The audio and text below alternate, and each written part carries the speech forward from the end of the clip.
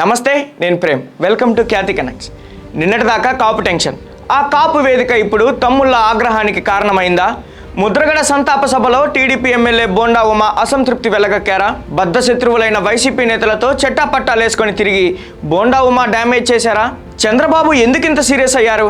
సొంత లైన్ తీసుకొని పార్టీకి నష్టం చేసేలా మాట్లాడితే వేటు తప్పదని స్ట్రాంగ్ వార్నింగ్ ఇస్తున్నారు. అసలు బోండా ఉమా వ్యవహారంపై బాబు రియాక్షన్ ఏంటి? ఈ పొలిటికల్ ఎపిసోడ్లో జరగబోయేదేంటి అనేది ఇవాల్టి పాయింట్ ఆఫ్ వ్యూలో చూద్దాం.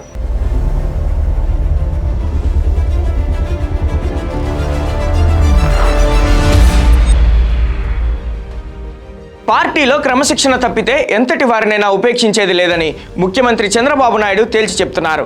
ఏదైనా సమస్య ఉంటే పార్టీ అధిష్టానంతో మాట్లాడాలి, అంతర్గతంగా చర్చించాలి.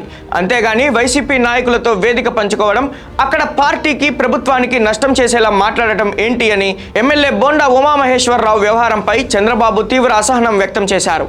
దీనిపై తక్షణ చర్యలకు బాబు ఉపక్రమించారు. పార్టీ కేంద్ర కార్యాలయానికి బోండా ఉమను పిలిపించి ఆయన నుంచి వివరణ తీసుకోవాలని టీడీపీ రాష్ట్ర అధ్యక్షుడు పల్లా శ్రీనివాసరావు, మంత్రి నిమ్మల రామానాయుడులను చంద్రబాబు ఆదేశించారు.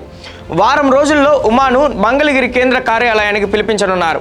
ఇలాంటి ఘటనలు పునరావృతం కాకుండా చూడాలని పల్లాకు బాబు స్పష్టం చేయడం టీడీపీ వర్గాల్లో హాట్ టాపిక్గా మారింది. అసలు చంద్రబాబుకు ఇంతలా కోపం రావడానికి కారణం ఏంటి?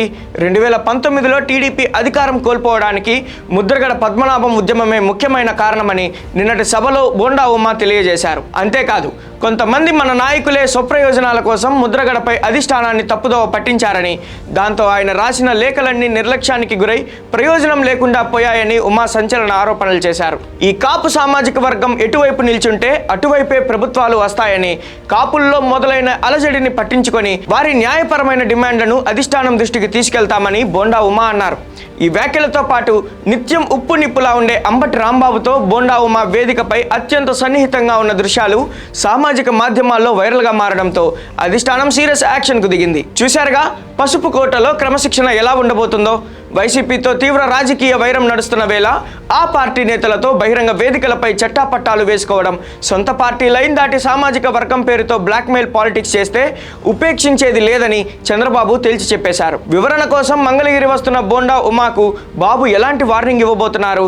ఈ ఎపిసోడ్తో పార్టీని మిగతా నేతలకు చంద్రబాబు ఇస్తున్న స్ట్రాంగ్ సిగ్నల్ ఏంటి? ఏపీ పాలిటిక్స్లో ఈ కాపు కురుక్షేత్రం ఇంకెన్ని మలుపులు తిరుగుతుందో చూడాలి. Thank you for watching Khyati connects.